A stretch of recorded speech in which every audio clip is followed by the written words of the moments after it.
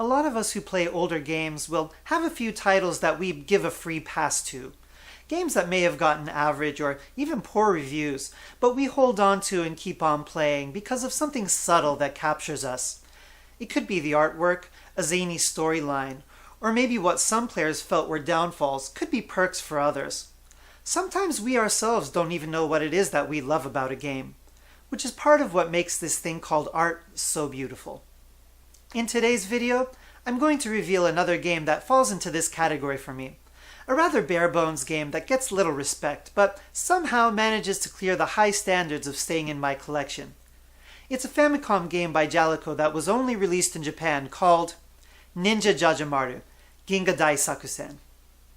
The Jajamaru series started on the Famicom in the mid-80s and became popular enough to get a number of sequels and spin-offs. The gameplay was extremely basic, as you would expect from an action game of the era. It did incorporate scrolling, so it wasn't technically a fixed, single-screen game, but it clearly had the pre-NES mentality. Ginga Daisakusen, however, which was the final game in the series made for the Famicom, was a proper side-view platformer where you fight your way through 7 planets in order to save the universe. This was going to be the Jajamaru game that properly took advantage of the Famicom's potential and made itself worthy of the title 8-bit. In theory, at least. Ginga Daisakusen was released in 1991, by which time there were already plenty of top-notch games for the Famicom, and in fact, the Super Famicom was already on the market, at least in Japan. So let's see if the gameplay of Ginga Daisakusen can hold up to other similar games of the same time. At its core, Ninja Jajamaru Ginga Daisakusen is a standard Mario-style side-scroller. You can jump on enemies or pick up a couple weapons like a boomerang or a star bomb. Yes, I actually said star bomb. It's a one-hit death game, but you can find space armor that will protect you from one hit, basically this game's version of a mushroom. There is actually a totally new innovation to the genre, with the ability to charge in place and build up momentum. If you hold the B button down, instead of running faster than usual, you'll start stomping the ground, which builds up an invisible meter of jump momentum. Jumping immediately after releasing the B button will make your character jump higher, farther, and faster than usual. You'll need to use this technique to cross pits sometimes, so the first hour or so you spend with the game will mostly involve becoming comfortable with the jump gravity. It feels overly sensitive at first, and you'll accidentally fall down pits sometimes, but I've found with practice that it's really reliable.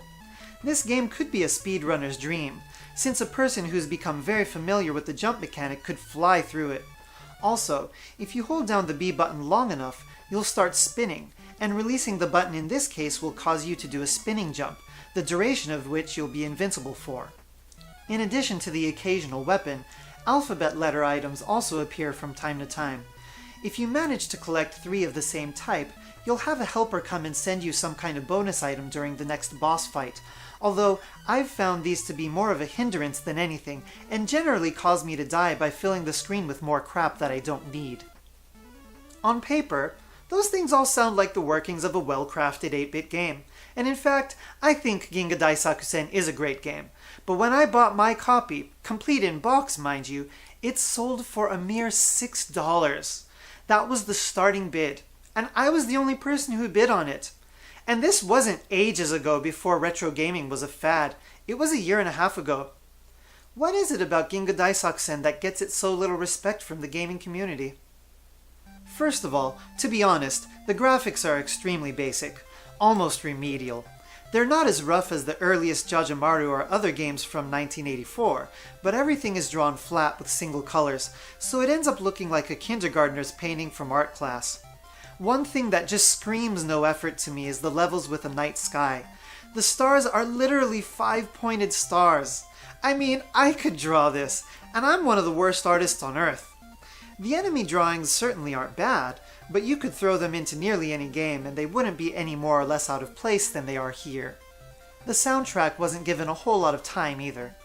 There are 5 or 6 songs that get reused throughout the whole game, so don't expect to hear any new music in later levels, and I'm pretty sure they are all less than 30-second loops.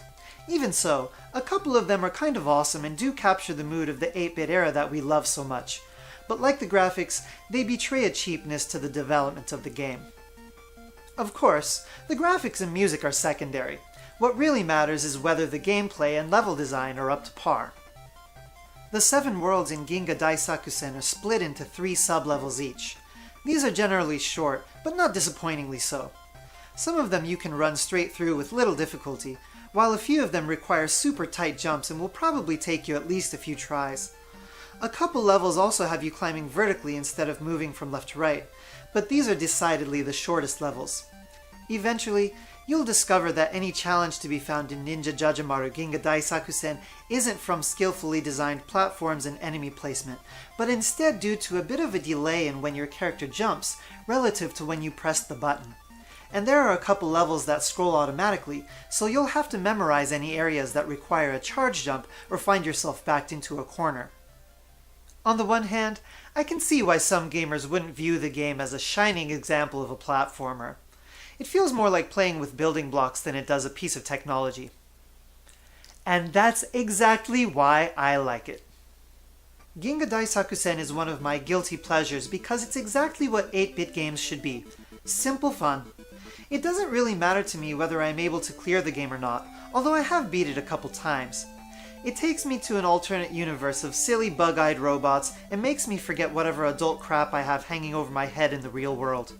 Ginga Daisakusen will stay in my collection forever because it's a game I can go back to again and again, and jam out to that one song that sounds like an 8-bit hip-hop beat.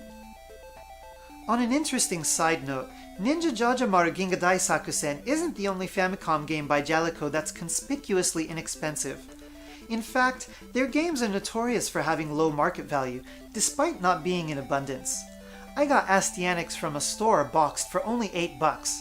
Totally Rad and Wampum fluctuate around $30, and even the elusive Tsurupika Hagemaru is dirt cheap, probably because the levels are barely 30 seconds long. It seems like Jaleco gets a bad rap, which is too bad because I think they were a pretty cool developer in the 80s and early 90s. Well, at least it means some of the good games I like don't cost a fortune. I checked eBay shortly before making this video, and there were a couple complete copies up for around $30 US. Now I know the buy it now prices on eBay are generally a little more expensive than what games are really worth in Japan, but for $30 I can honestly recommend this game. It represents what those of us who grew up in the 8-bit era love about gaming. Playful imagination. That's all for this episode. Thanks a lot for sticking around to the end. If you enjoyed yourself, please do subscribe, and I'll see you next time.